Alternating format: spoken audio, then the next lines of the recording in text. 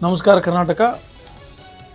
ಇದು ಕಲಬುರಗಿ ಜಿಲ್ಲೆಯ ಅಫಜಲ್ಪುರ ತಾಲೂಕಿನ ಶಿರವಾಳ ಗ್ರಾಮದ ಪ್ರಾಥಮಿಕ ಶಾಲೆಯಲ್ಲಿನ ಒಂದು ವಿಷಯ. ಏನಪ್ಪ ಶಿರವಾಳ ಗ್ರಾಮದ ಸರ್ಕಾರಿ ಪ್ರಾಥಮಿಕ ಶಾಲೆಯಲ್ಲಿ ಏನು ನಡೆದಿದೆ ಅಂತ ಕೇಳಿದರೆ, ಅಲ್ಲಿ ಓದ್ತಕ್ಕಂಥ ಮಕ್ಕಳಿಗೆ ಪ್ರಾಣಿಗಳು ತಿನ್ನದೇ ಇರತಕ್ಕಂಥ ಆಹಾರ ಧಾನ್ಯಗಳನ್ನಿಟ್ಟು ಅವರಿಗೆ ಬಿಸಿ ಊಟ ಬಡಿಸ್ತಕ್ಕಂಥ ಒಂದು ಕೆಲಸ ಅಲ್ಲಿನ ಸಿಬ್ಬಂದಿದು ನಡೀತಾ ಇದೆ ಅಂತಕ್ಕಂಥ ಸುದ್ದಿ ಮೊನ್ನೆ ಜೂನ್ ತಿಂಗಳಲ್ಲಿ ಆಯಿತು.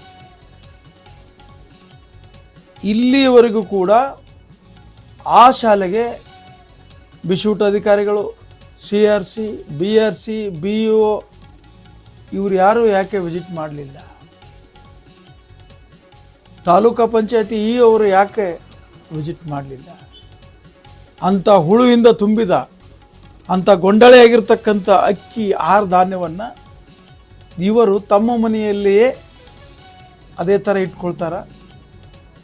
ಬಿಸಿ ಊಟದವರು, ಅಡುಗೆಯವರಾಗಲಿ, ಹೆಡ್ ಮಾಸ್ಟರ್ ಆಗಲಿ, ಯಾರೇ ಸಿಬ್ಬಂದಿ ಆಗಲಿ ಅದೇ ಥರ ಅವ್ರ ಮನೆಯಲ್ಲಿದ್ದರೆ ಶಾಲೆಯಲ್ಲಿ ಇರಲಿ ಅಂತ ಅನ್ಬೋದು.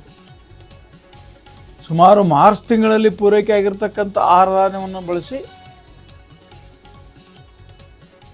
ಪ್ರೆಸೆಂಟಾಗಿ ವರ್ತಮಾನ ಕಾಲದಲ್ಲಿ ಪೂರೈಕೆಯಾದ ಆಹಾರ ಧಾನ್ಯವನ್ನು ಇಟ್ಟು ಗಲೀಜಾಗಿರ್ತಕ್ಕಂಥ ಆಹಾರ ಧಾನ್ಯವನ್ನು ಬಳಸ್ತಕ್ಕಂಥ ಒಂದು ವಿಷಯ ಒಬ್ಬ ಪತ್ರಿಕಾ ವರದಿಗಾರ ಆ ಶಾಲೆಗೆ ಭೇಟಿ ನೀಡಿ ವರದಿ ಮಾಡಿದರು. ವರದಿ ಮಾಡಿದ ದಿನವೇ ದಿಢೀರಂತ ಬಿಸಿ ಊಟ ಅಧಿಕಾರಿ, EO, ಅವರು ಇವರು ಎಲ್ಲ ವಿಸಿಟ್ ಮಾಡಿ ಪೋಸ್ ಹೊಡೆದಿದ್ದು ಗುಡ್ಡನ್ನು ಕೆದರಿ ಗುಡ್ಡಕ್ಕೆ ಸುರಂಗ ಹಾಕಿ ಇಲಿಯನ್ನೇ ಹಿಡಿದರು ಅಂತಕ್ಕಂಥ ವಿಷಯ ಬೆಳಕಿಗೆ ಬರ್ತದೆ.